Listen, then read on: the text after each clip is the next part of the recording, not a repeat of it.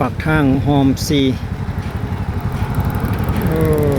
ปากทางหอมซีนี่เองเอ้าเพิ่งอีกทีหนึ่งก่อนหน้าทางเส้นนี้หลายมือแล้ว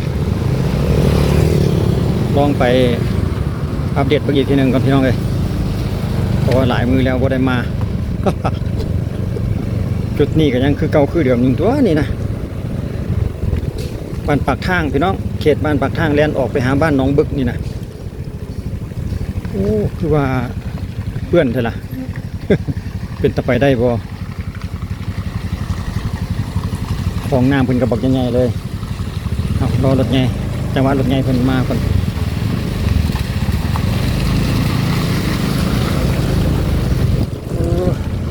ยางฟ้ายางฝนก็แบบนี้แหละพี่น้องเลยเพื่อนต้องทำใจหน่อยหนึง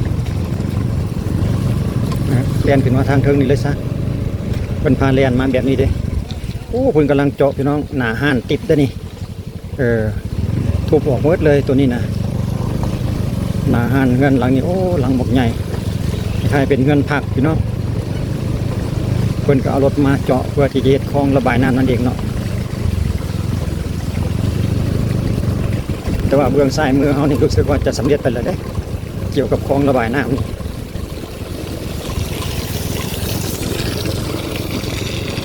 ยังเหลือแต่กำขวามือเขานี่พี่น้องอัปเดตอีกทีนึงพี่น้องสำหรับเส้นทางเส้นนี้จากบ้านปากทางไปหาบ้านหนองบึกเส้นทางนี่แหละลองเบิ่งอีกทีนึงติดตามล่าสุดอีกทีนึงนะตามที่เรียนเข้ามานี่ก็ยังอยู่ในสภาพเดิมอยู่คลองระบายน้ำมาแต่ฝากเดียวคือเก่าอัปเดตไปทีนึงแล้วแหละพี่น้องเส้นทางเส้นนี้แต่หลายมือแล้ววันนี้มีโอกาสผ่านมาก็เลยมาเบิ่งอะไรก็เลยอยากหูตื่มจะได้หูความคืบหน้าของเพิ่นตื่มดีกันนะเพราะว่ามันก็สงสัยนะว่าเพิ่นจะเลี้ยวหรือยังเนาะเป็นตาไปง่ายมาง่ายหรือยังเนาะประมาณนั้นนะก็เลยมาเบิ่งบอกมากับบอกหูเนาะได้มาแล้วก็พอที่จะหูแบบนี้แหละก็รู้สึกว่าก็จะยังบ่มีความคืบหน้าเชื่อ เพราะว่าเบื้องหัวมือเจ้าเห็นนี่ยังเป็นนั่นคลองน้ำอยู่เลยฮะนะเพราะว่าเพิ่นอาจจะมีปัญหา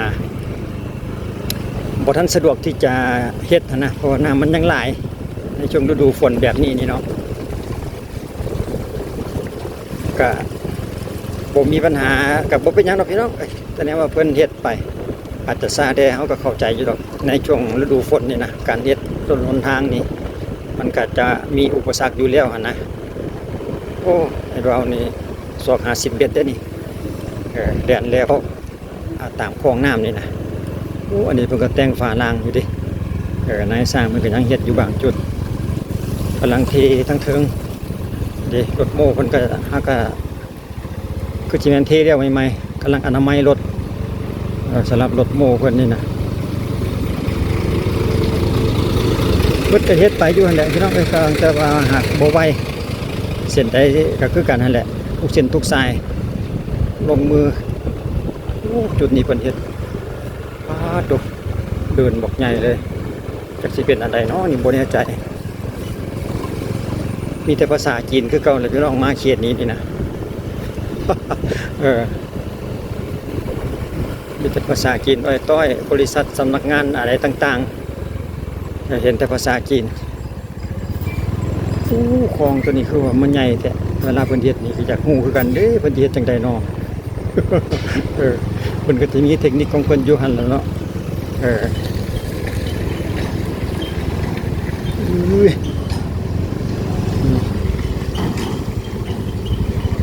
ก็อยู่อาจจะบ่สะดวกแด้รถเก๋งรถต่ำๆนี่ก็อาจจะมีปัญหาแด้ต้องได้ไปซ่าๆในช่วงระหว่างเพิ่นกำลังซ่อมแปลงทางนี่เนาะบางจุดก็คุมก็บอกเลิกๆคุณได้ กันรถใหญ่ๆรถกระบะนี่ก็จะบ่มีปัญหาดอกรถดำประเภทนี้รถบรรทุกแบบนี้นี่แต่ว่าก็ได้ปล่อยไปคือเก่าหั่นล่ะว่าไปไว้บ่ได้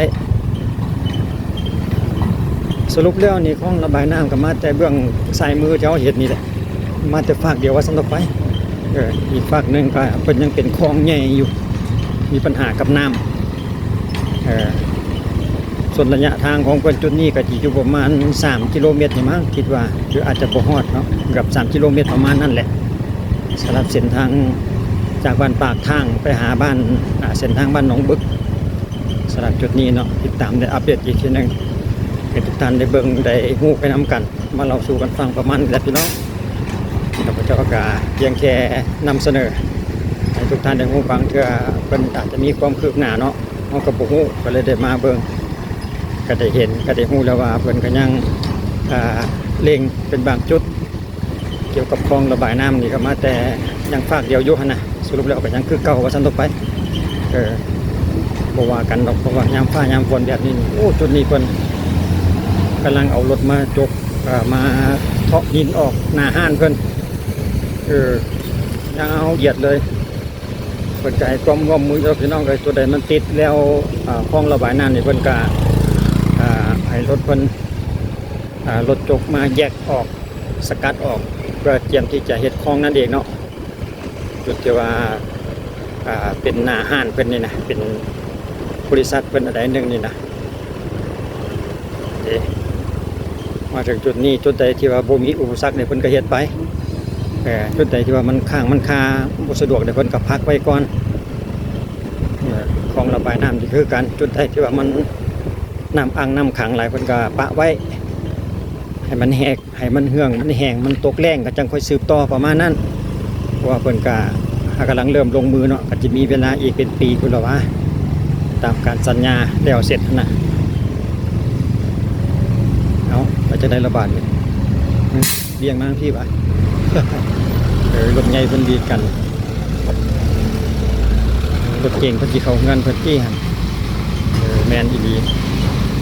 เพิ่นกำลังรอสัญญาณที่จะเข้างานเพิ่นโอ้บ่ได้เบิ่งตัวกายมาหั่นนายสร้างเพิ่นกำลังเฮ็ด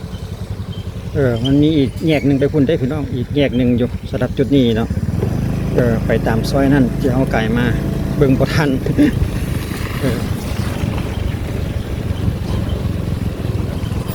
จุดนี้ก็สิออกไปปากอันหอมเส้นทางไปเขตบ้านหนองบึกบ้านนี่นะเลี้ยวซ้ายก็ไปหนองบึก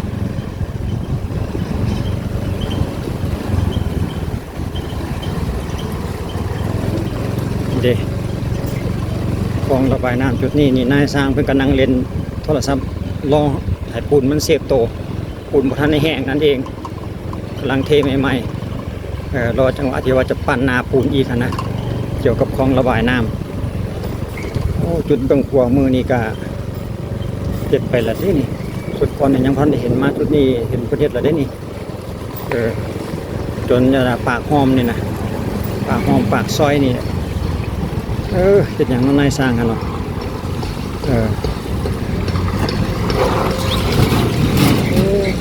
ปาดหน้ากับชั้นชิดไว้3 ล้อไฟฟ้า